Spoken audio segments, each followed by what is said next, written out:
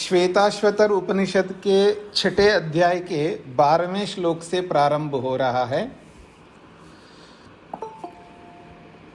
प्रसंग ईश्वर का चल रहा है।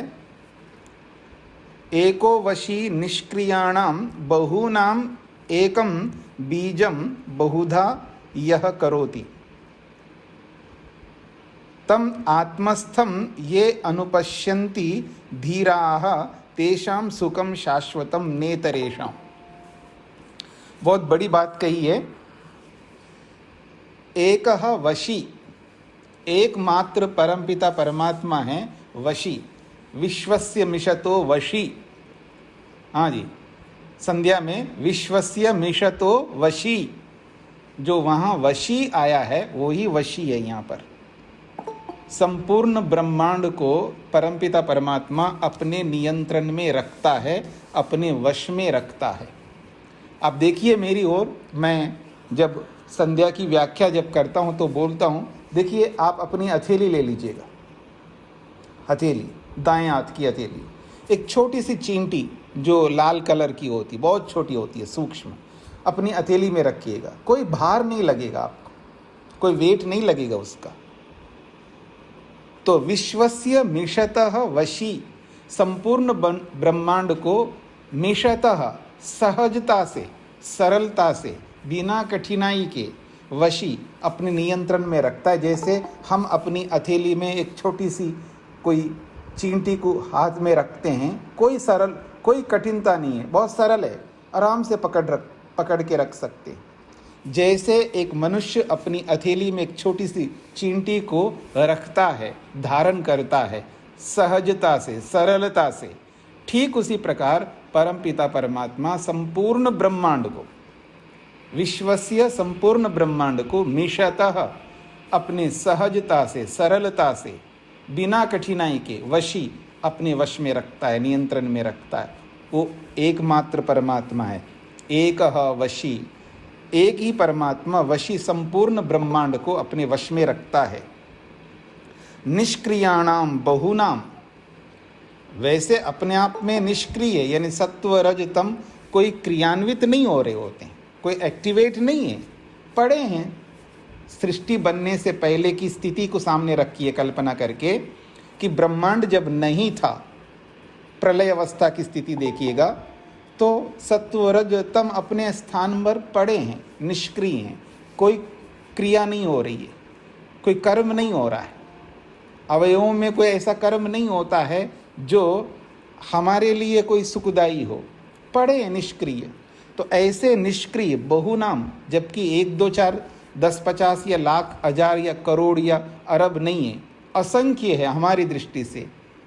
परमाणु जो सत्वर स्तंभ के रूप में असंख्य हैं, ऐसे बहुत से अधिक निष्क्रिय उनको एकम, उसको एक कर देता है, सत्वर स्तंभ को एक कर देता है, एक बीज के रूप में। जैसे माँ जो है रोटी बनाने से पहले लोंदा बना देती है, इकट्ठा करती है आटे को, अलग अलग जो आटा है उसके कण अलग अलग है तो उसको एक करना पड़ता है।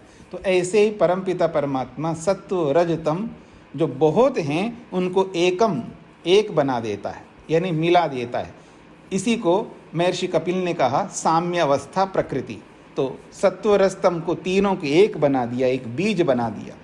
फिर उस एक बीज को बहुधा अनेक प्रकार के तत्वों के रूप में यह जो परमात्मा करोति, निर्माण करता है। महतत्व रूपी बुद्धि के रूप में, अहंकार के रूप में, तन्मात्राओं के रूप में, जो भी जो सृष्टि की प्रक्रिया में जो तत्व बताए गए हैं वो सारे तत्वों को एक अकेला परमपिता परमात्मा उन सब का निर्माण करता है। तम, ऐसे उस परमात्मा को जो कि सर्वत्र व्याप्त है, सब जगह विराजमान है, तो मुझ आत्मा में तो विराजमान है। अब गाते हैं ना, तुझ में ओम, मुझ में ओम, सब में ओम समाया, तो मुझ आत्मा में भी विराजमान है। इसलिए कहा तम, ऐसे उस परमात्मा को आत्मस्थम, कैसा है वो?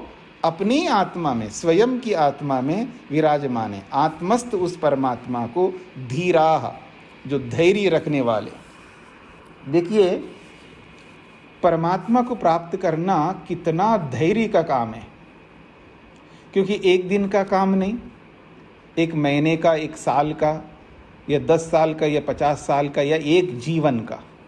अनेक जीवन चाहिए, अनेक जन्म चाहिए, और हर जन्म में धैर्य रखना कितना बड़ा काम है। कितना तप करना पड़ता है व्यक्ति को, कितना पेशेंस रखना है व्यक्ति को। इतना आसान नहीं है कि इतना लंबा मोक्ष, जो 31 नील 10 खरब 40 अरब वर्षों तक रहने वाला मोक्ष, इतने बड़े मोक्ष को पाने के लिए केवल एक जन्म से काम नहीं चलेगा, इसलिए अनेक जन्म चाहिए। और अनेक जन्मों में, प्रत्येक जन्म में कितना पेशेंस रखना होता है, कितना धैर्य रखना होता है कि मेरे पति मेरे सिर पर बैठ के खूब नाचे, शांत होकर के पत्नी बैठी है, कुछ नहीं, चू नहीं करती है, कोई रिएक्शन नहीं, कोई रिएक्ट होना ही नहीं।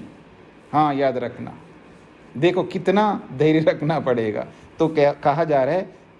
तम आत्मस्थम परमात्मानम कह पश्यति, कहा ये धीरा, जो धीर लोग हैं, धैर्य रखने वाले, वो अनुपश्यन्ति, वो ही देख पाते हैं, वही दर्शन कर पाते हैं, वही साक्षात्कार कर पाते हैं। तेषाम सुखम शाश्वतम, बड़ी बात कहिए, तेषाम सुखम शाश्वतम, ऐसे ही लोगों को शाश्वत सुख मिलता है, न इतरेशा, बाकी लोगों को नहीं।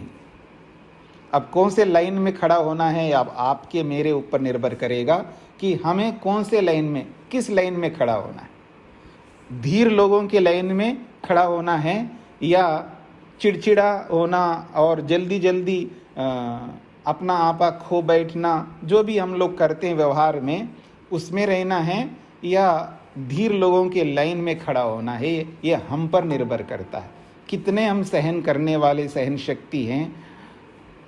बस अब हद हो गई, अब तो मैं सहन कर ही नहीं सकती, कर ही नहीं सकता। ये जो स्थिति है ना व्यक्ति के जीवन में, ये जब तक रहेगी तब तक हम बहुत दूर रहेंगे परमात्मा से। धैर्य रखना होगा, धीर बनना होगा। तो इसलिए कहा तेषाम सुखम शाश्वतम, उन्हीं लोगों को शाश्वत सुख मिलेगा, न इतरेशम, बाकी लोगों को नहीं मिल सकता। नित्यो नित्यानाम चेतनश्चेतनानाम एको बहुनाम यो विदधाति कामान तत्कारणम सांख्य योगादिगम्यम जात्वा देवम मुच्यते सर्वपाशय। बड़ी अच्छी बात कही है। नित्य नित्यानाम, जितने भी नित्य पदार्थ हैं उन सब में ये नित्य, विशिष्ट नित्य स्वरूप है। जितने भी का मतलब है, सत्तु एक नहीं है ना, सत्तु के कण कितने होंगे? असंख्य हैं। रज के असंख्य हैं, तम के असंख्य कण हैं, और जीवात्माएं भी हम अपनी दृष्टि से देखेंगे तो असंख्य हैं। ये सब नित्य है, उन सब नित्यों में ये विशिष्ट नित्य है। तो कहा जा रहा है नित्यानाम नित्यः, नित्यों में भी नित्य है। चेतनश्चेतनानाम, और चेतनों में भी चेतन है, विशिष्ट चेतन है। उसकी चेतनता देखिएगा, हमारी चेतनता देखो और परमात्मा की चेतनता देखो। बहुनाम एकः, और बहुत में वो एक अलग ही नजर आता है। जैसे आप देखेंगे कोई ना कोई आदमी ऐसा होता है, सबके भीड़ में वो अलग ही दिखता है। उसकी पर्सनालिटी वैसे दिख नहीं रहा हो, शरीर से बहुत अच्छा स्मार्ट नहीं हो, शरीर से बिल्कुल नाटा आदमी हो, लेकिन अलग ही दिखेगा वो, क्योंकि उसका जो जीवन है वो बता दे। लाल बहादुर शास्त्री के बारे में देखा होगा, सुना होगा आप लोगों ने, उनका कद देखिएगा, लेकिन नाम देखिएगा उनका, शास्त्री। ठीक है, तो जब व्यक्ति महान बनता है तो वो अलग ही दिखता है। तो परमात्मा है, तो बहुनाम एकः, बहुतों में वो अलग ही है। यह विदधाति कामान, जो कि विदधाति कामान, जो भी कामना हमारी है, एक नहीं दो नहीं पता नहीं कितनी कामना है, तो सारी कामनाओं को विदधाति, वो पूर्ण करने वाला है, वही धारण करता है हमारी कामनाओं को, अर्थात वही विदधाति का मतलब है विशेष रूप से धारण करता है। कई बात भगवान सुनता नहीं है, बहुत पुकारा मैंने, बहुत प्रार्थनाएं की है, बहुत याचनाएं की है, लेकिन भगवान सुन नहीं रहा है। ऐसा आदमी का ये शिकायत है आदमी की। अगर भगवान ना सुनेगा तो कौन सुनेगा जी? हम तो सुनते ही नहीं है। हाँ जी सुनियो, नहीं सुनता ही नहीं आदमी।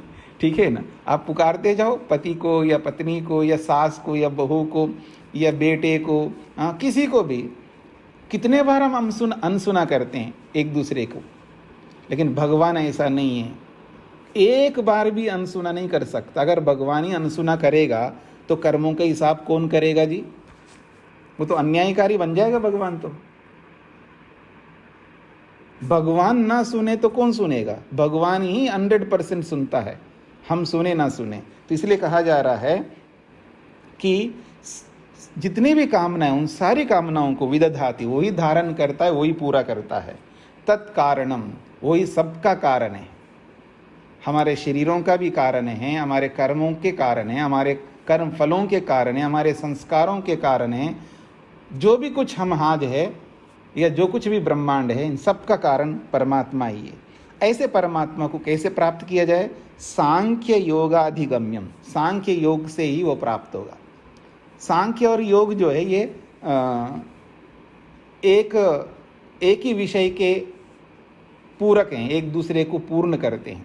सांख्य शास्त्र जो प्रतिपादित करता है, योग शास्त्र जो प्रतिपादित करता है, दोनों में समन्वय है, दोनों समान शास्त्र कहलाते हैं। इसलिए सांख्य योग बताया, क्योंकि सांख्य में तत्व बताए गए जो 25 तत्व बताए हैं, और योग में उन्हीं तत्वों का दर्शन बताया, साक्षात्कार बताया। इसलिए दोनों समान शास्त्र है। सांख्य में जितने भी पदार्थ बताए गए हैं, उन्हीं पदार्थों का दर्शन करने के लिए योग कहता है। योग जो है उन तत्वों का दर्शन करने की विधि विधान बताता है, और सांख्य जो है उन तत्वों का वर्णन करता है।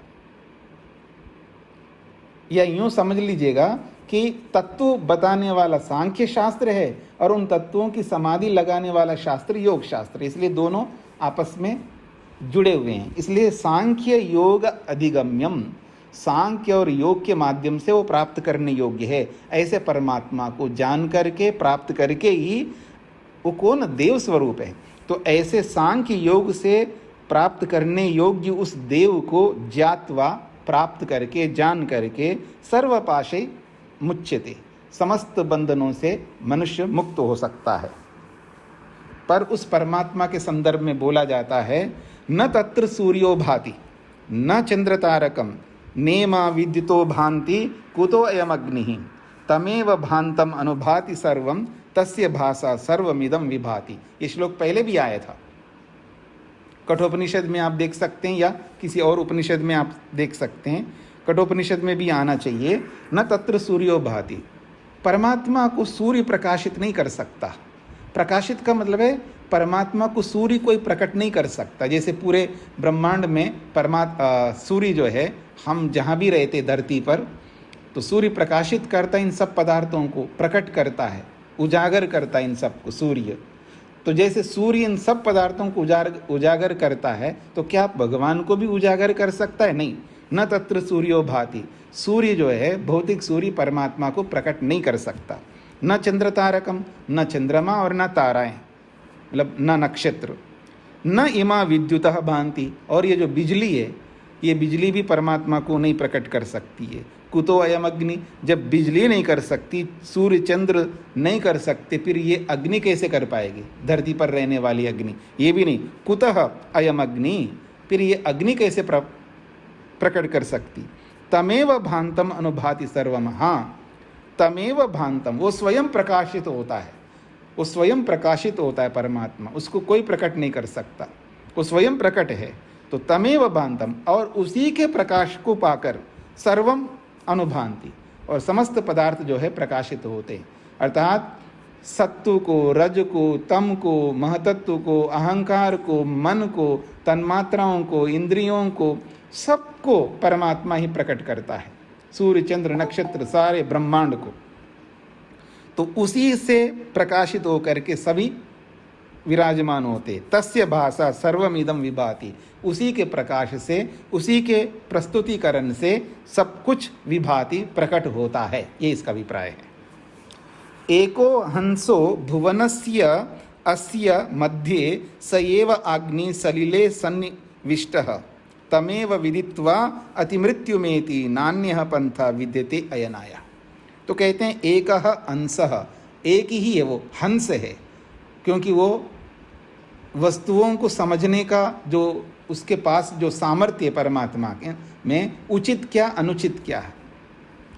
आप यानी आपका मतलब हम कितना ही छुपा लें भगवान से, लेकिन हमारे धर्म को और अधर्म को, न्याय को अन्याय को, उचित अनुचित को बिल्कुल पृथक कर देता है।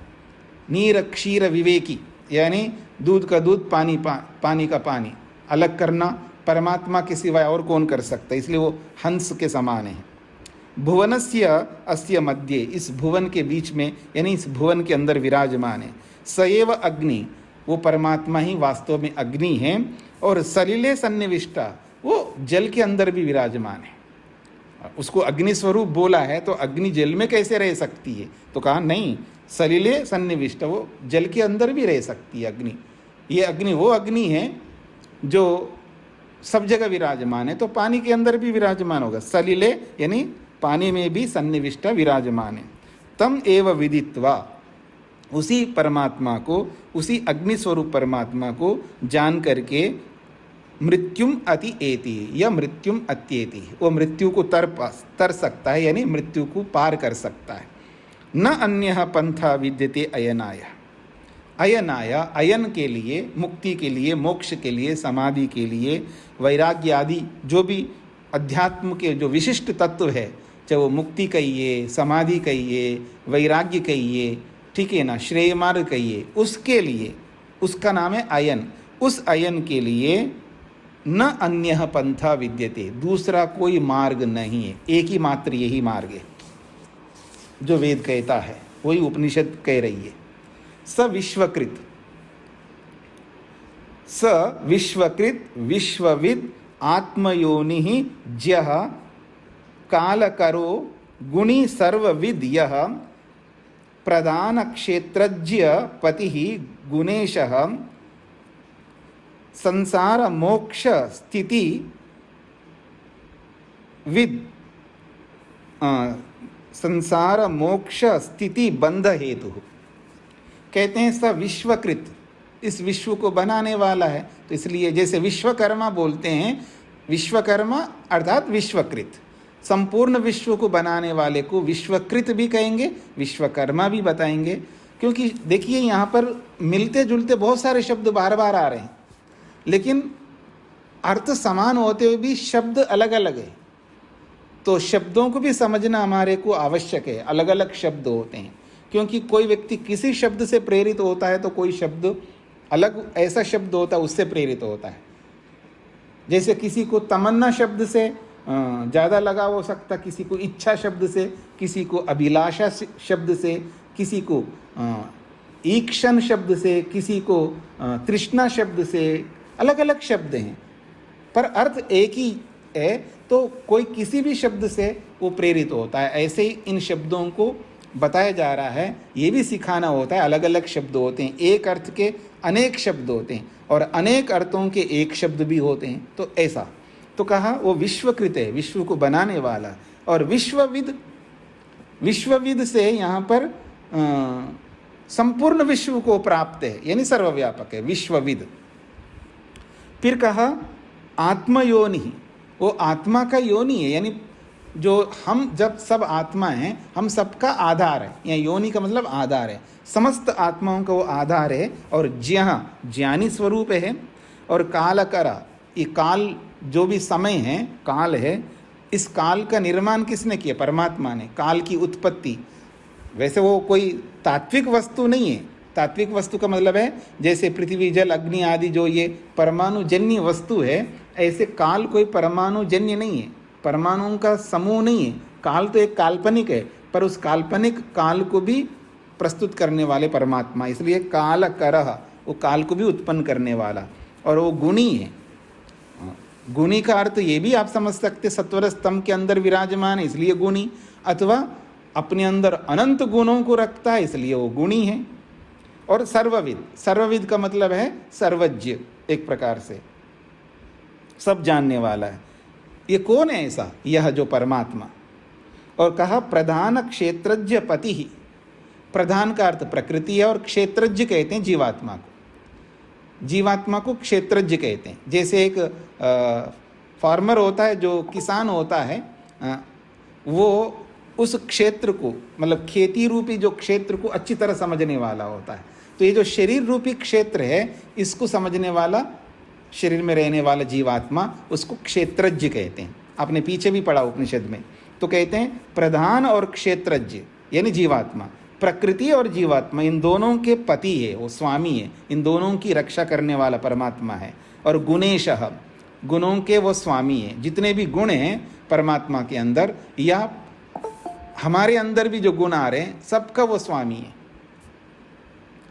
फिर कहा संसार मोक्ष स्थिति बंध हेतु, संसार का भी हेतु है, मोक्ष का भी हेतु है, और इस संसार उत्पन्न करके इसकी स्थिति का भी, यानी संसार को बनाए रखने में भी हेतु है, और बंधन में डालने का भी हेतु कारण है। तो बंधन का भी कारण वही बनता है, संसार की स्थिति का भी वही कारण है, मोक्ष का भी वही कारण है, और संसार को उत्पन्न करने का भी वही कारण है। तो तीन बातें कहिए, उत्पत्ति स्थिति और प्रलय, ऐसा कह सकते। तो उत्पत्ति स्थिति प्रलय इन सब का कारण भी परमात्मा है। स तन्मयो हि अमृतः ईश संस्थो ज्यः सर्वगो भुवनस्यास्य गोप्ता य ईशे अस्य जगतो नित्यमेव नान्यो हेतुर्विद्यता ईशनाय। कहते हैं सह तन्मय, वो परमात्मा तन्मय, अपने में मस्त है। तन्मय का मतलब है अपने में ही मस्त है, यानी रसेन तृप्ता, अपने रस अपने आनंद से तृप्त है परमात्मा, अपने अंदर स्थित है। तन्मय का मतलब है अपने में स्थित है, अपने गुणों में स्थित है, उसको कोई चिंता ही नहीं है किसी भी चीज़ की, कोई टेंशन नहीं। जैसे हम आदमी टेंशन लेता है, ऐसा कोई परमात्मा कोई टेंशन लेता हो ऐसा नहीं है, अपने ही आनंद में वो तृप्त है, इसका ये अर्थ है तन्मय। और ही का मतलब निश्चित रूप से अमृता, वो अमृत स्वरूप है। ईश संस्था, अपने ऐश्वर्यों से युक्त है, अथवा जितने भी ऐश्वर्य है उन सबका संस्थापक है, उन सबका रक्षक है, उन सबका पालक है। और ज्ञा ज्ञानी स्वरूप है। सर्वगा, सर्वगा मतलब है सर्वत्र पहुंचा हुआ, सर्वव्यापक है। भुवनस्य अस्य गोप्ता, इस संपूर्ण भुवन का वो गोप्ता है, पालक है, रक्षक है। यह अस्य जगतः ईशे, इस संपूर्ण जगत का वो ईशे, शासन करने वाला है। और नित्यमेव, और ऐसा नहीं है कभी करता कभी नहीं करता, नित्यमेव। तो नित्य ही, नित्यमेव का मतलब नित्य ही अस्य जगतः ईशे, यह जो परमात्मा नित्यमेव, नित्य ही अस्य जगतः, इस संपूर्ण जगत का वो ईशे, शासक है, पालक है। न अन्य हेतु विद्यते ईशनाय, ईशनाय संसार का पालन करने में, संसार का रक्षण करने में, ईशनाय का मतलब है इस संसार का जो पालन कर रहा है परमात्मा, शासन कर रहा है, परमात्मा के शासन के लिए न अन्य हेतु विद्यते, और कोई हेतु कारण नहीं है परमात्मा के अतिरिक्त, और कोई शासन करता हो ऐसा नहीं है, केवल परमात्मा ही करता है। ये इसका अभिप्राय है। यो बहूनाम विदधाति पूर्वम यो वै वेदांश्च प्रहीणोति तस्मै तम ह देवम आत्मबुद्धि प्रकाशम मुमुक्षुर्वै शरणमहम प्रपद्ये। बड़ी अच्छी बात कही जा रही है। कहते हैं यह ब्रह्मांडम विदधाति पूर्वम, पूर्वम पहले जो है, जो परमात्मा, यह का मतलब जो परमात्मा, पूर्वम सबसे पहले, ब्रह्मांडम जो ब्रह्म को समझने वाले हैं, जो चारों ऋषि हुए ना प्रारंभ में, जो अग्नि, आदित्य, अंगिरा आदि जो 4 ऋषि हैं, चारों वेदों को प्राप्त करने वाला, तो ब्रह्म का अर्थ यहाँ वेद है। तो ब्रह्मांडम विदधाति पूर्वम, जो वेद को जानने वालों को सबसे पहले वो धारण करता है, सबसे पहले उनको वेदों का धारण कराता है। यह वही वेदांश्च प्रहिणोति तस्मै, उसी बात को और स्पष्ट कर रहे हैं, यह जो परमात्मा तस्मै, उसके लिए वेदांश्च प्रहिणोति, और वेदों को भी वो प्रस्तुत करता है, यानी उसके लिए वेद भी देता है। जो वेद को धारण करने वाले हैं उनको वेदों का ज्ञान देता है। अथवा ब्रह्मांडम से आप ब्रह्मा भी ले सकते, जो सबसे पहले 4 ऋषियों को जो वेदों का ज्ञान मिला, और उन चारों ने जो ब्रह्मा को चारों का वेद का ज्ञान कराया, यानी जिस आदमी को चारों वेदों का ज्ञान कराया है तो वो एक उपाधि है। जो चारों वेदों को पढ़ लेता है उसको ब्रह्मा बोलते हैं। तो जो ब्रह्मांडम का मतलब है जो ब्रह्म है, उसके लिए चारों वेदों का ज्ञान भी परमात्मा के माध्यम से प्राप्त हुआ, यानी परमात्मा के कारण से ही उस ब्रह्म को चारों वेदों का ज्ञान मिला है। तम हा देवम, ऐसे उस परमात्मा को, हा निश्चित रूप से, तम देवम, उस देव को, परमात्मा को, आत्मबुद्धि प्रकाशम, आत्मबुद्धि के प्रकाश से, यानी आंतरिक बुद्धि से, विवेक से, क्रियात्मक ज्ञान से, मुमुक्षु, ये जो मुक्ति को चाहने वाला व्यक्ति है, वही निश्चित रूप से शरणम अहम प्रपद्ये, मैं मुमुक्षु हूँ इसलिए अहम, मैं शरणम प्रपद्ये, उसी परमात्मा के शरण में जा रहा हूँ। मैं एक मुमुक्षु हूँ, अहम मुमुक्षु अस्मि, ऐसा कह सकते हैं। अहम मुमुक्षु अस्मि, मैं मुमुक्षु हूँ, मैं मुक्ति को चाहने वाला हूँ, इसलिए शरणम प्रपद्ये, मैं उस परमात्मा के शरण में जा रहा हूँ। क्यों? आत्मबुद्धि प्रकाशम, मेरी आत्मा की बुद्धि को, यानी मेरे आंतरिक बुद्धि को परमात्मा प्रकाशित करता है। मेरा जो, क्योंकि आदमी के अंदर जो जानकारी होती है ना, इन्फॉर्मेशन, बहुत इन्फॉर्मेशन इकट्ठा करता है, उसी में वो अहंकार से ग्रस्त होकर के उसी में रह जाता है। उससे ऊपर उठना पड़ता है, उसको व्यवहारिक बनाना पड़ता है। हमने क्या पाया इतना मैटर नहीं करता है, हमने क्या प्राप्त किया, हमने जो प्राप्त किया उसका कितना यूज़ किया है, ये मैटर करता है। इस बात पर ध्यान दीजिएगा। हमने क्या क्या गेन किया, क्या क्या प्राप्त किया, पैसा हो, सोना चांदी हो, ज़मीनें हो, या अलग अलग योग्यता हो, ठीक है, कुछ भी हमने प्राप्त किया, कितना प्राप्त किया, अपार प्राप्त किया, पर उस प्राप्त किए हुए उस तत्व को कितना प्रयोग में लाया, ये मुख्य बात है। तो इसलिए कहा आत्मबुद्धि प्रकाशम, जो आंतरिक बुद्धि को प्रकाशित करने वाला, विवेक वैराग्य को उत्पन्न करने वाले उस परमात्मा को अहम मुमुक्षु, मैं मुमुक्षु होकर के वही निश्चित रूप से शरणम प्रपद्ये, उस परमात्मा के शरण में जाता हूँ, ऐसा वो कहना चाह रहा है। कैसा है वो परमात्मा? निष्कलम, निष्क्रियम, शांतम, निरवध्यम, निरंजनम, अमृतस्य परम सेतुम, दग्ध ईंधन मिव अनलम। बड़ी अच्छी बात कही है। कहते हैं निष्कलम, वो अवयवों से, निष्कल कहते हैं, पीछे भी आया था निष्कलम, अकलम शब्द आया था, अकलम, यहाँ निष्कलम शब्द आ रहा है। तो अकलम का जो अर्थ है वही निष्कलम का अर्थ है, अर्थात अवयवों से रहित है परमात्मा। वो निष्कल है, यानी अवयव रहित है। वो सावयव है, सावयव नहीं है, निरवयव है। देखिए 2 शब्द है, सावयव और निरवयव। सावयव का मतलब है अवयवों सहित वाला है, जैसे घड़ा वो सावयव है, यानी अवयवों वाला है। सावयव शब्द जो है इसको आपकी भाषा में होगा अवयवों वाला, और निरवयव का मतलब है अवयव रहित, अवयव रहित वाला, ऐसा कह सकते हैं। तो परमात्मा सावयव नहीं है, वो निरवयव है, अर्थात अवयवों से रहित है। इसी को यहाँ पर निष्कलम शब्द से कहा। फिर कहा निष्क्रियम, परमात्मा निष्क्रिय। निष्क्रिय का मतलब है कोई कर्म नहीं करता, ऐसा नहीं है, अपने लिए कोई कर्म नहीं करता, उस दृष्टि से वो निष्क्रिय है। स्वयं के लिए कोई कर्म नहीं चाहिए उसको, जो भी कर्म करता है हम सबके लिए करता है। और शांतम, शांत तो है परमात्मा, उद्विग्न नहीं होता है। जैसे हम लोग होते हैं ना, उद्विग्न, अशांत हो जाते हैं, आए तौबा मचा देते हैं। कुछ हो जाए ना, मान लो पति को या पत्नी को या घर पे किसी को कुछ भी प्रॉब्लम आ जाए ना, तो आदमी सिर पे उठा लेता है, पूरे घर को सिर पर उठा लेता है, अर्थात अधीर हो जाता है, धैर्य छोड़ देता है, चिड़चिड़ा हो जाता है, कुछ भी कर सकता है। परमात्मा ऐसा नहीं, शांत रहता है। निरवध्यम, बड़ी अच्छी बात कही है, निरवध्यम, दोष रहित है। अवध्य कहते हैं दोषों को, निरवध्यम दोष रहित है, यानी निर्दोष है। परमात्मा में कोई दोष नहीं है। न कुतश्च नूनः, वेद कहता है, परमात्मा के लिए कहता है न कुतश्च नूनः, उस परमात्मा में कोई न्यूनता नहीं है, इसलिए वो निरवध्य है। फिर कहा निरंजनम, वो लिप्त नहीं होता। निरंजनम का अर्थ होता है निर्लिप्त, वो लिप्त नहीं होता, यानी किसी से चिपकता नहीं है। कमल का जैसे पत्ता होता है, पानी में रह करके भी पानी से अलग रहता है, तो वो दुर्गंध में भी रह करके वो दुर्गंधित नहीं होता। परमात्मा वो अविद्या, अस्मिता, राग, द्वेष, अभिनिवेश, जितने भी क्लेश है वो सब जगह विराजमान है, लेकिन वो क्लेशित नहीं होता है। इसलिए कहा जा रहा है वो निरंजनम, निर्लेप है, निर्लिप्त है। फिर कहा अमृतस्य परम सेतुम, अमृत का, मुक्ति का, मोक्ष का वो परम सेतु है।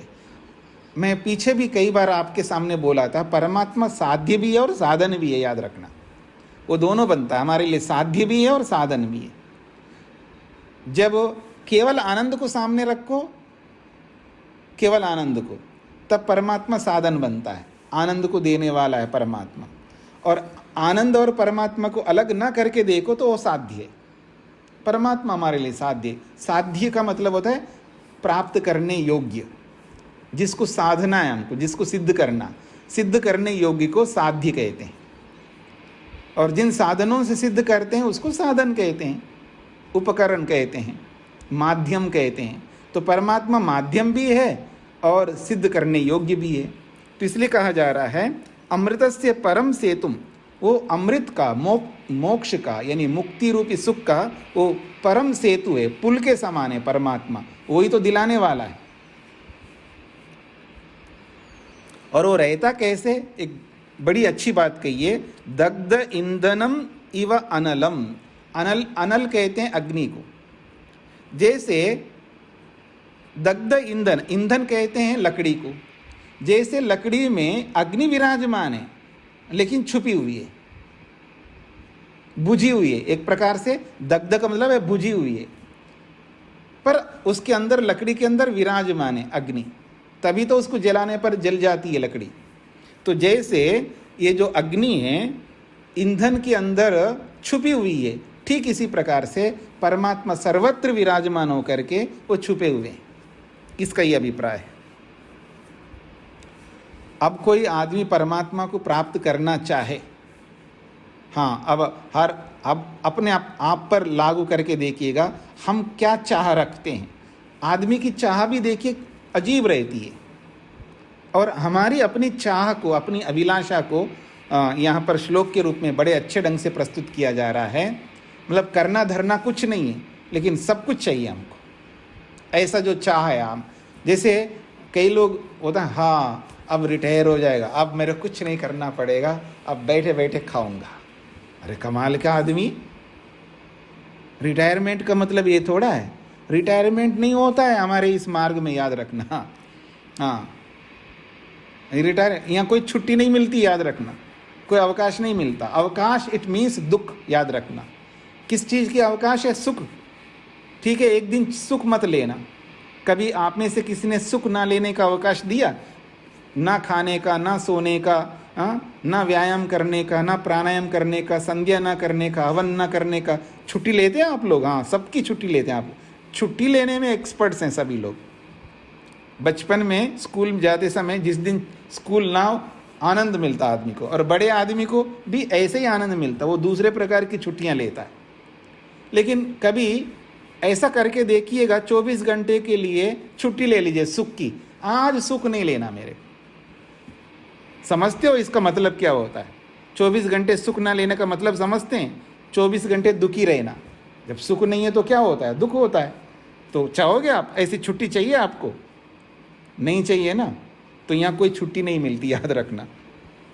तो जब हम ऐसी चाह रखते हैं तो यहाँ बोला क्या जा रहा है कि यदा चर्मवद आकाशम वेष्टयिष्यन्ति मानवा, मानवा मनुष्य आदमी क्या सोचता है कि जब ये जो आकाश है इसको चर्मवद आकाशम, तो मानो मृग चर्म से इस पूरे आकाश को लपेट लेते हैं, ऐसा करते हैं पूरे आकाश को चर्म से या किसी कपड़े से। चर्म तो आजकल मिलता नहीं है, बैन लगा हुआ है, ठीक है ना। किसी भी शेर का या बाघ का या आप क्या बोलते हैं, बहुत सारे पशु हैं ना जिनके आप चर्म नहीं ला सकते हो, आज बैन लगा हुआ है। तो कपड़ा ले लीजिए, तो मानो पूरे आकाश को कपड़े से लपेट लेना। तो चर्मवत आकाशम यदा वेष्टयिष्यति मानवा, जब मनुष्य इस पूरे आकाश को किसी कपड़े रूपी चर्म से लपेट ले, तदा देवम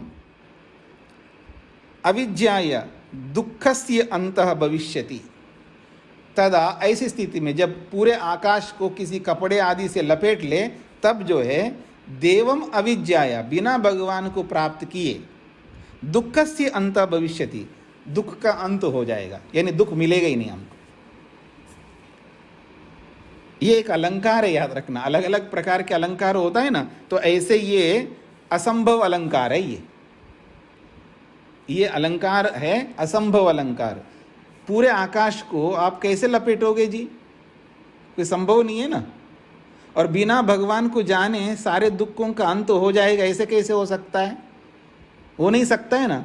पर हमारी चाह ऐसी है, मेरे हे भगवान कोई ऐसा दिन आ जाए ना, मेरी ओर देखिएगा, हे भगवान कोई ऐसा दिन आ जाए कि कुछ करना ना पड़े लेकिन सब कुछ मिल जाए।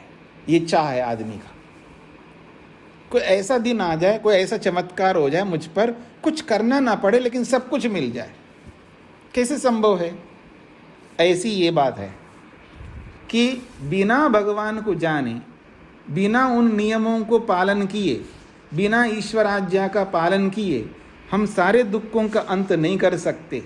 ये तो ऐसा ही है कि जैसे पूरे आकाश को कोई कपड़े से लपेट ले, जैसे आकाश को लपेटना असंभव है, ऐसे ही भगवान को जाने बिना, भगवान को जाने बिना का मतलब है भगवान की आज्ञा का पालन किए बिना सारे दुखों का अंत कोई नहीं कर सकता। ये इसका अभिप्राय है।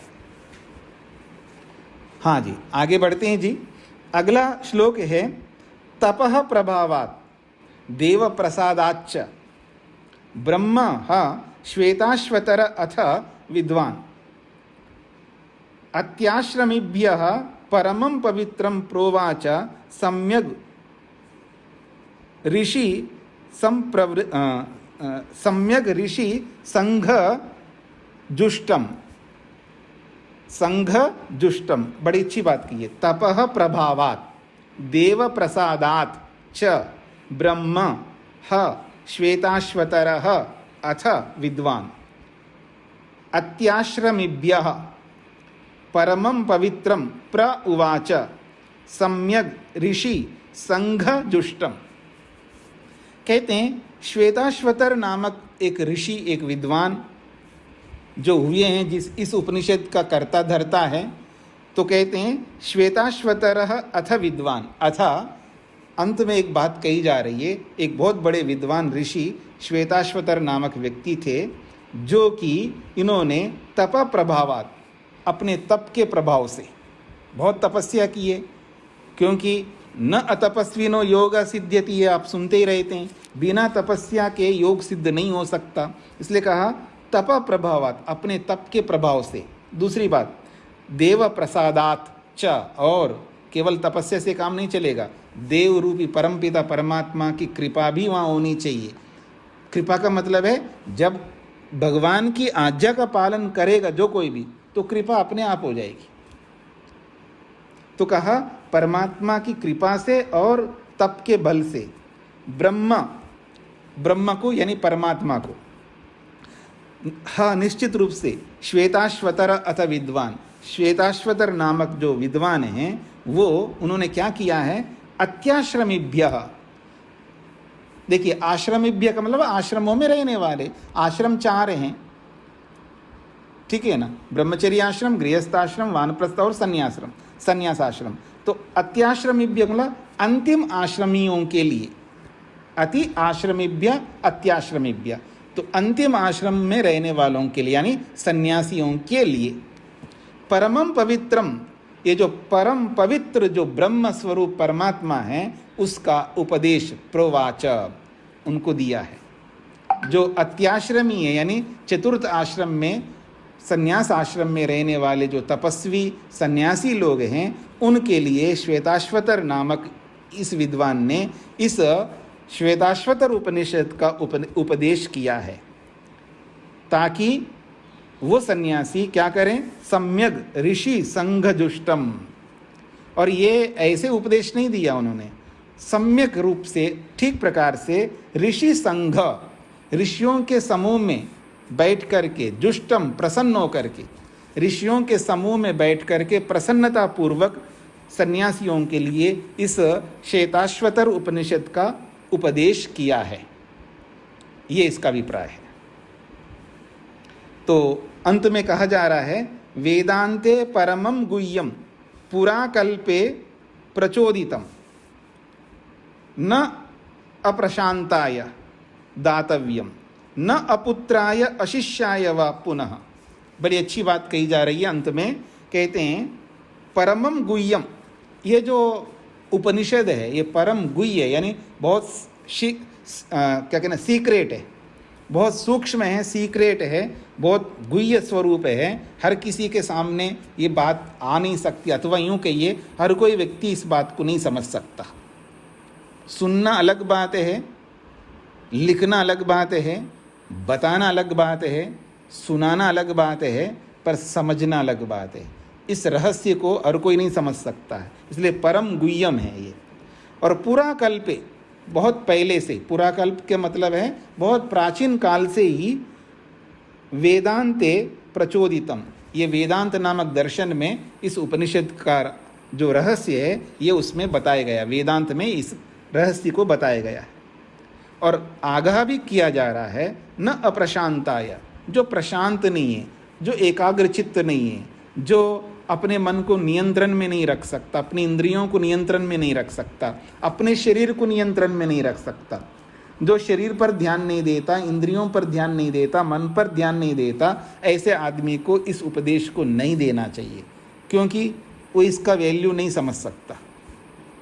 याद रखना, विद्या उसी को दी जाती है जो विद्या के महत्व को समझने वाला होता है, नहीं तो वो उसके सामने विद्या को कोई वैल्यू नहीं है, उसका उपयोग ही नहीं ले सकता, उसका सदुपयोग नहीं कर सकता, हाँ उसका दुरुपयोग जरूर कर सकता व्यक्ति। इसलिए जो प्रशांत नहीं है, जो अपने शरीर, इंद्रियों, मन, बुद्धि आदि तत्वों को अपने नियंत्रण में नहीं कर सकता, उसको उपनिषदों का उपदेश नहीं देना चाहिए, न दातव्यम, नहीं देना चाहिए। और फिर कहा न अपुत्राय, जो पुत्र नहीं है, पुत्र होकर के भी पुत्र के कर्तव्यों का पालन नहीं करता, बेटा तो है लेकिन वो पुत्रत्व का पालन नहीं करता है, बेटापन का पालन नहीं करता, बस जन्म दिया इसलिए बेटा है, वास्तव में बेटा नहीं है। जन्म देने के नाते बेटा तो है लेकिन वास्तव में उसमें पुत्रत्व नहीं है। ऐसे व्यक्ति को भी संपत्ति नहीं देनी चाहिए, ऐसे व्यक्ति को उपदेश नहीं देना चाहिए, उसको कुछ नहीं देना चाहिए, उसको बहिष्कार करना चाहिए, ये इसका अभिप्राय है। और फिर कहा अशिष्याय, जो शिष्य बनने की योग्यता जिसमें नहीं है। अब ये पुत्र की बात नहीं हो रही, पुत्र के लिए तो बोल दिया, अब अशिष्याय, जो शिष्य बनने का लायक नहीं है कहिए या उसका योग्य नहीं है, उसको भी ये उपदेश नहीं देना चाहिए, क्योंकि वो मिसयूज करेगा। तो मिसयूज को भी बचाना, क्योंकि वो अंध परंपरा का प्रथा चलाएगा। जैसे आज अंध परंपराएं चल रही है ना, ये इसलिए चल रही हैं क्योंकि अयोग्य लोगों को विद्या दी गई, इसलिए अंध परंपरा चल रही है। वो बोलता जानता तो, लेकिन क्या करूं साहब, ये पेट है, पेट के लिए करना पड़ता है, ऐसा बोलता आदमी। तो ऐसे व्यक्ति को विद्या दी जा रही है जो उसका मिसयूज करने वाले, इसलिए आगाह किया जा रहा है जो शिष्य के योग्य नहीं है उसको नहीं देना, जो पुत्र के योग्य नहीं है उसको नहीं देना, और जो शांत नहीं है, जो मन, इंद्रियों और शरीर को जो नियंत्रण में नहीं रख सकता, उसको इस विद्या को नहीं देना चाहिए। एक बात, अगली बात, विशेष बात क्या कही जा रही है? कहते हैं यस्य देवे परा भक्ति यथा देवे तथा गुरो तस्येते कथिताय अर्था प्रकाशन्ते महात्मना प्रकाशन्ते महात्मना। तो कहा जा रहा है यस्य देवे परा भक्ति, जिस व्यक्ति के जीवन में, जिस व्यक्ति के अंदर जैसे परमात्मा के प्रति भक्ति है, यस्या जिस व्यक्ति के अंदर देवे परा भक्ति, देव का मतलब परमात्मा में, जिस व्यक्ति के अंदर परमात्मा में जैसी भक्ति है, यथा देवे जैसी भक्ति परमात्मा में है, तथा गुरु वैसे गुरु के प्रति यदि कोई रखता है, तस्य एते कथिता ही अर्था, उसी व्यक्ति को ये जो जितने भी अर्थ बताएं, जितने भी लाभ बताएं, जितनी भी उपलब्धियां बताई उपनिषदों में, ये सारी उपलब्धियां उसी को प्रकाशनते, उसी को प्राप्त होते हैं, क्योंकि वो महात्मना, वो महात्मा लोग होते हैं, यानी महान आत्मा वाले होते हैं। अर्थात मनस्येकम वचस्येकम कर्मण्येकम महात्मना। महात्मा की परिभाषा किया है, जो मन में जैसा है वैसा ही वाणी में, और जैसा वाणी में वैसे ही शरीर से वो करता है। मन, वाणी और शरीर से जो एक होते हैं उसी को महात्मा कहते हैं, नहीं तो उसको दुरात्मा कहेंगे। मनस्यन्यत वचस्यन्यत कर्मण्यन्यत दुरात्मना। जो मन में कुछ और है, मन में कुछ और सोच रहा है, वाणी से बहुत मीठी मीठी बात बोल रहा है, और जब करने की बात आए तो या तो खिसक जाएगा, कुछ उल्टा ही कर देगा। तो मन में अलग, वाणी से अलग, शरीर से अलग, उसको दुरात्मा कहते हैं। और मन में जैसा है वैसा ही वाणी में, जैसा वाणी वैसा ही शरीर से करता है, उसको महात्मा कहा। तो इसलिए कहा जा रहा है उसी व्यक्ति को, क्योंकि वो महात्मा है, उसी व्यक्ति को ये जितने भी अर्थ बताए गए, कथिता अर्था ही का मतलब निश्चित रूप से जो कथित अर्थ हैं, जो उपलब्धियां हैं उपनिषद में, जो जो उपलब्धियां बताई है, ये सारी की सारी उपलब्धियां महात्मनः प्रकाशन्ते, महात्मा को ही प्राप्त होते हैं। और दोबारा प्रकाशन्ते महात्मना, ये तो समाप्ति का सूचक है, इसलिए दोबारा दोहराया है। तो भक्ति का मतलब है आज्ञा का पालन। जो गुरु कहता है, देखिए दो ही चीज़ें हैं, एक परमात्मा, एक गुरु, अध्यापक, जो भी टीचर, जो भी आप कह सकते हैं। परमात्मा से सीधा तो आदेश पा नहीं सकते हम लोग, सीधा ईश्वर का आदेश हमको नहीं मिल सकता, यानी हम नहीं समझ सकते भगवान को। वो तो ऋषि, मंत्र दृष्टा, जो समाधिस्थ व्यक्ति, वो सीधा परमात्मा को गुरु बना करके आगे बढ़ता है। लेकिन हम जैसे लोगों के लिए तो माता पिता गुरु जो भी होते हैं, हमारे गुरुजन जो है, पहला गुरु तो माँ होती है, दूसरा गुरु पिता होता है, और तीसरा गुरु हम लोग होते हैं, यानी जो भी पढ़ाने वाले अध्यापक होते हैं। तो ये जो गुरु है, इनके प्रति अगर श्रद्धा नहीं रखता व्यक्ति, तो वो आगे बढ़ ही नहीं सकता। निश्चित बात है वो वैसी उन्नति नहीं कर सकता जैसी उन्नति उसको करना चाहिए, क्योंकि ये तीनों लोग ऐसे होते हैं जो अहित नहीं चाहते, चाहे वो माता हो, चाहे वो पिता हो, चाहे वो सच्चा गुरु हो। ये कभी अपनी संतति का, अपने शिष्यों का, अपने विद्यार्थियों का अवनति कभी नहीं चाहते। अगर सच्चे गुरु होने चाहिए, ऐसे सच्चे माता पिता होने चाहिए। तो जैसी भक्ति भगवान में अगर व्यक्ति करता है, वैसी भक्ति, वैसी आस्था, वैसी आज्ञा का पालन गुरुओं के प्रति भी अगर व्यक्ति करता है, तो उसकी उन्नति अवश्य होती है। और ये कहा जा रहा है जितनी भी उपलब्धियां उपनिषदों में बताई गई हैं, वो सारी उपलब्धियां उसको ही प्रकट होती हैं, और किसी को नहीं हो सकती, ये इसका अभिप्राय है। तो आपका ये उपनिषद जो है पूर्ण हो गई है। तो कुछ बातें मैं आपके सामने रखूंगा, जो कल के किसी के प्रश्न रह गए तो वो आप पूछ सकते हैं। बधाई स्वामी जी, बधाई हो। हाँ, बधाई तो आपको है। हाँ जी जी, साल में हमारा ये किताब पूरी हो गई है जी। तो प्रश्न जिनके रह गए वो पूछिएगा। आपसे 1 साल पूरी सेवाएं ली हैं, आपका बहुत बहुत धन्यवाद। माता जी रुकिए थोड़ा सा। हाँ जी, हाँ जी, नमस्ते जी। हाँ जी। कल वाला प्रश्न था जो ईशावास्यमिदम जी, आकर्षण है, फिर हम कहते हैं कण में वास है परमात्मा का जी। तो इस पे थोड़ा सा मार्गदर्शन करें। नहीं, पहले प्रश्न रखिए ना।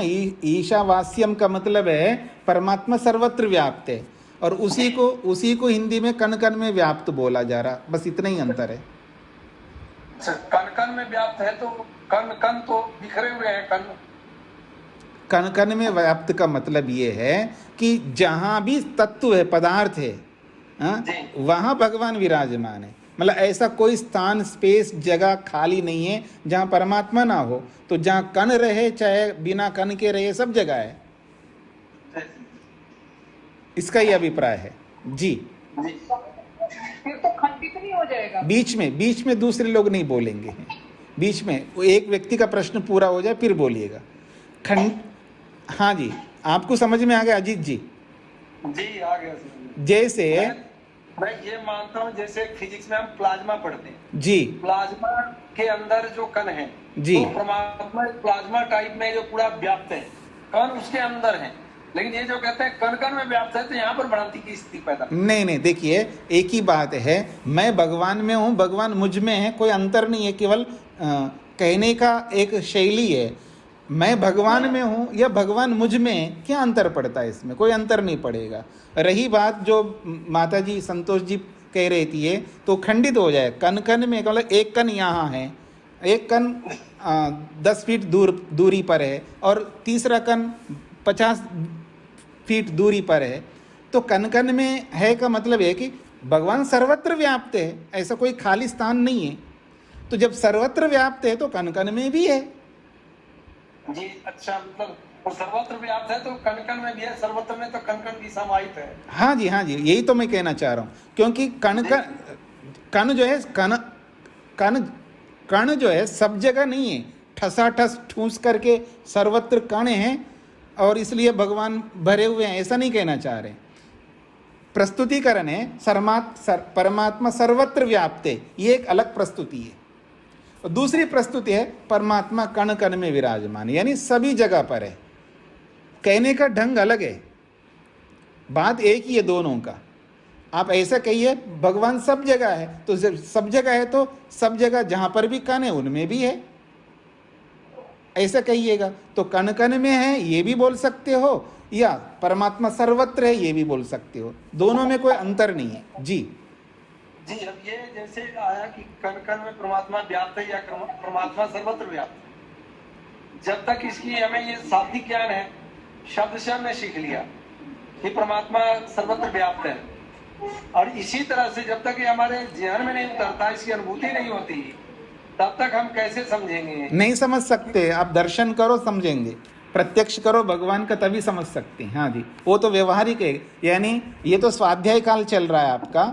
श्रवण हो गया, मनन करो, फिर निधिध्यासन करिए, फिर साक्षात्कार का अंतिम स्थिति आ जाएगी। हाँ माता संतोष जी, स्पष्ट हो गया आपका? जी हाँ जी स्वामी जी। जी हाँ, और कल जो प्रश्न पूछ रहे थे वो कहाँ गए? स्वामी जी, ये ईश्वर के 3 प्रत्यक्ष बताया आपने। हाँ जी। एक तो सृष्टि को देख के, दूसरा यम नियम अष्टांग पालन से। नहीं,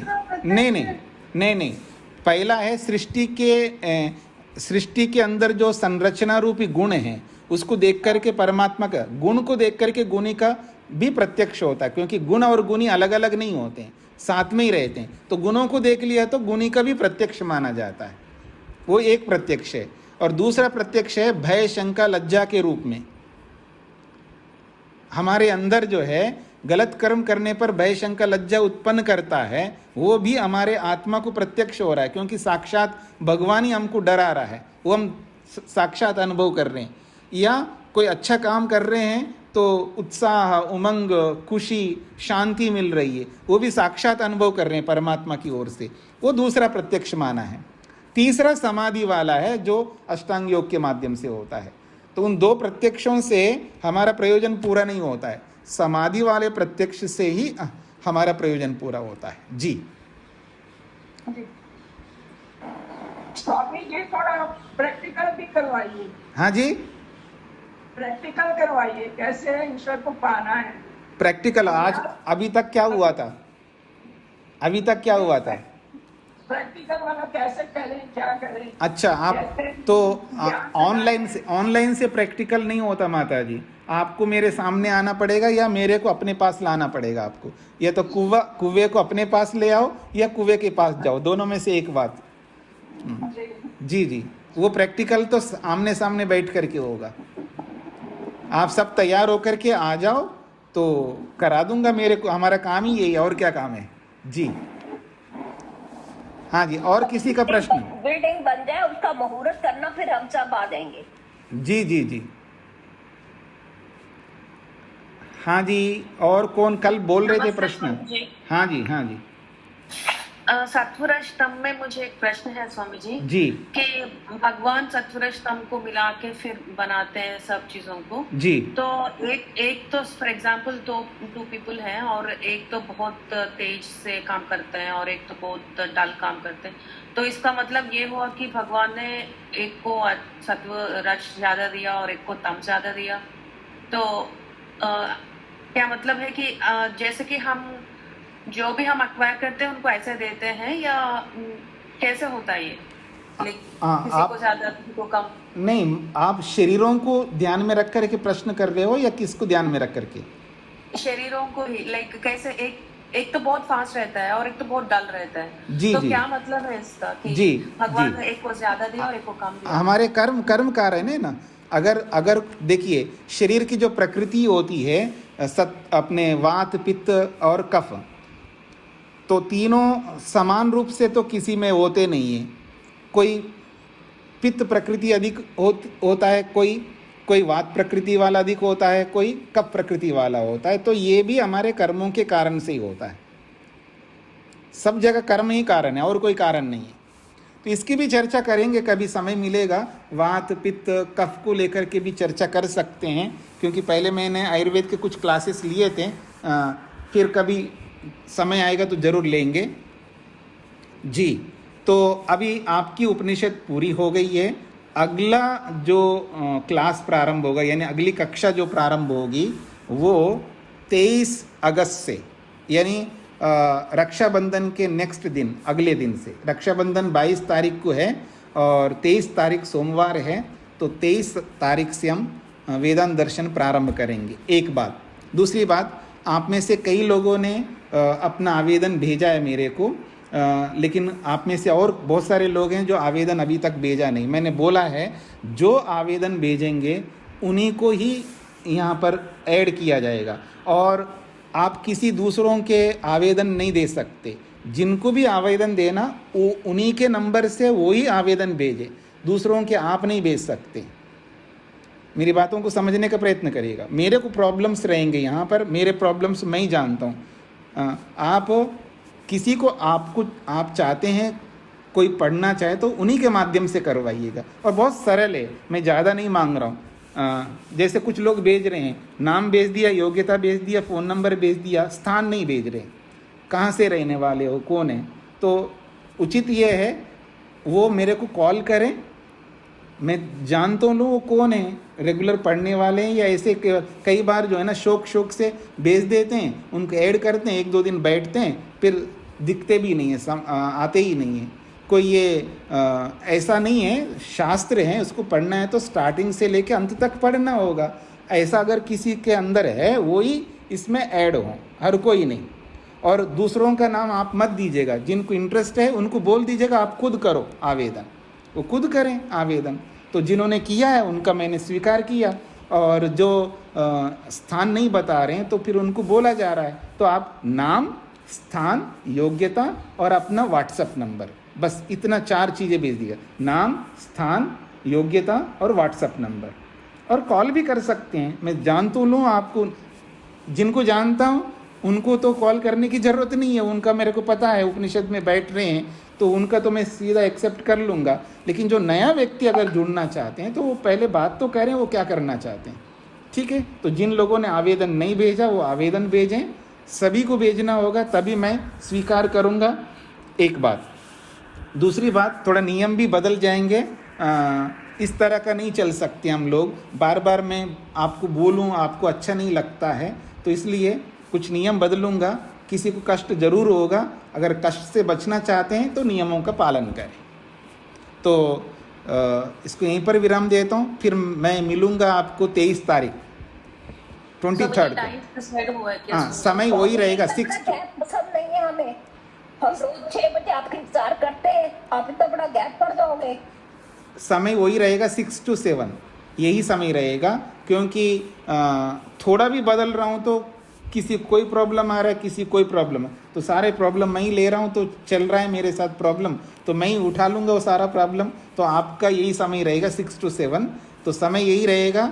अब आपको अवकाश दे देता हूँ क्योंकि लगा। हाँ जी स्वामी जी, आपकी निवेदन कितने आ चुके हैं? आपको उनसे क्या लेना, आप फल से काम लीजिए ना, पेड़ को क्यों गिनना चाहते हैं आप फल खाओ बस। एक बार लिस्ट वाले नाम तो बता दो ना, मैं पता है नहीं। देखिए तरफ से तो भेज दिया जैसे हमने जी, कैसे पता चले आपके पास है या नहीं है? नहीं मैंने ऐड कर लिया है, जिन्होंने भेजा है सबका ऐड कर लिया है।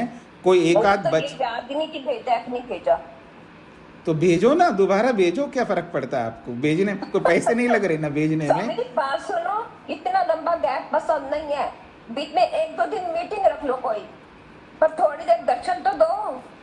ऐसा है माता जी, मैंने इतना लगातार क्लासेस कोई नहीं लेता है जितना मैंने लिया है, आप देखेंगे। पूरी क्लासेस अटेंड करिए, एक दिन आधा नहीं डाला। अच्छी बात है, तो मेरे को भी कुछ अवकाश दीजिएगा ना, मैं भी कुछ और काम कर लूं।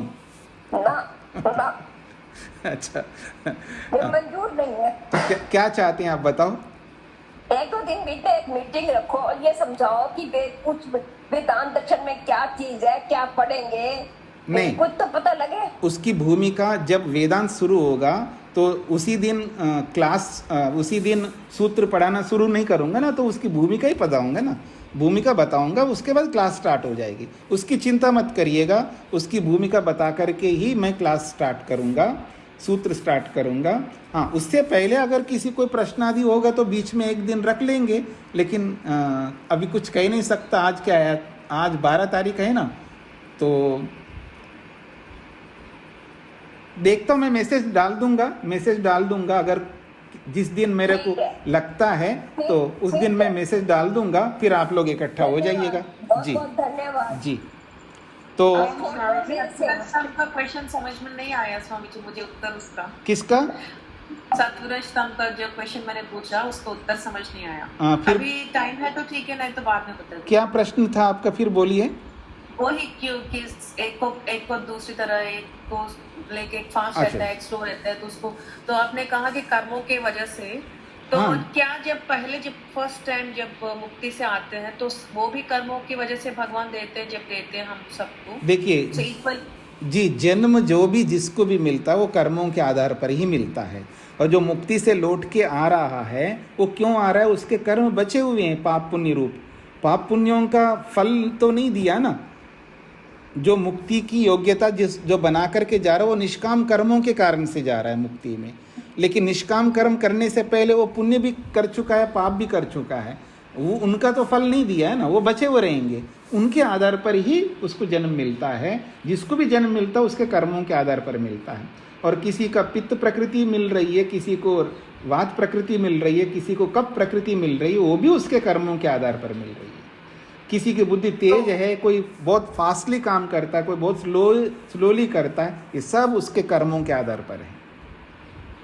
तो हर एक जन्म में उसको बदलता ही रहता है कि शरीर कर्मों की वजह से मिलता है, तो हर एक जन्म में, एक जन्म में तो वो लाइक सत्व का ज्यादा होगा, एक जन्म में ऐसा नहीं हो, तो आपके ऊपर निर्भर करेगा। अगर आपको सत्व का शरीर मिलना, यानी आपको सत्व शरीर ऐसा नहीं होता है, यहाँ वात पित्त कफ ऐसा बोलिए, सत्व रज तम ना बोल के वात प्रकृति, पित्त प्रकृति, कफ प्रकृति। तो प्रकृतियों की चर्चा मैं करूँगा। मान लो कोई कफ प्रकृति शरीर चाहता है तो उसको वैसे कर्म हमेशा करने होंगे। स्थिर बुद्धि, उसमें स्थिर बुद्धि होती है। जो कफ प्रकृति वाले का जो शरीर होता है उसकी बुद्धि स्थिर होती है, वो बार बार बदलता नहीं है, अपने डिसीजन चेंज नहीं करता है, बहुत सारे उसके नियम हैं। तो वैसा काम हर बार करता रहेगा तो उसको हर बार वैसे मिलेगा, उसके कर्म पर ही डिपेंड करता है ना। जी जी जी। जैसे कोई चाहता मेरे को गोरा शरीर मिले, फॉर एग्जाम्पल, भाई गोरा शरीर मिलने के कर्म करो, मिलेगा। मेरे को थोड़ा लंबा शरीर चाहिए तो लंबा करने के कर्म करो। अब कौन सा कर्म करने से माता जी पूछेंगे तुरंत, माता वेद कुमारी, कौन सा कर्म करूं मैं लंबा शरीर मिले? पुण्य कर्म करो बस। पुण्य कर्म करो, बस पुण्य कर्म करते जाओ। जिसको आप पुण्य कहते हो, चाहे वो निष्काम कहो, पुण्य कहो, अच्छे कर्म कहो, पुण्य कर्म कहो, या उसको कोई भी नाम दे दो, धर्म कहो, न्याय कहो, बस अच्छे कर्म करते जाओ अधिक से अधिक, तो भगवान आपको अच्छा सा अच्छा शरीर देगा, लंबा भी देगा, जैसा आप चाहते हो वैसा देगा। वो कर्म पर निर्भर करेगा। स्वामी जी, मुझे पता क्या चाहिए, महान आदमी, महान व्यक्तियों के सानिध्य चाहिए, उनसे ज्ञान चाहिए। जी जी, बस और कुछ नहीं चाहिए, सब कुछ है। ठीक है, ठीक है, अच्छी बात है। तो इसको यहीं पर विराम दें, कभी भी नहीं होती, यहीं पर विराम दें। संतुष्टि कभी भी नहीं होती इंसान को, बस एक प्रभु से लगन होनी चाहिए। जी जी, तो स्वामी जी लिंक सेम है क्या? हाँ जी, क्या बोल रहे नरेश जी? स्वामी जी लिंक वही रहेगा क्लास का? वो सब आपको सूचना मिलती रहेगी जी, सब उसकी चिंता मत करिए, सबको सूचना मिलेगी। जिन्होंने आवेदन भेजा है उनको ऐड, उनको कर लिया गया है, सबको सूचना मिलेगी। सूचना उन्हीं को नहीं मिलेगी जो अपना आवेदन नहीं भेजते हैं। ठीक है जी, तो इसको यहीं पर विराम देता हूँ।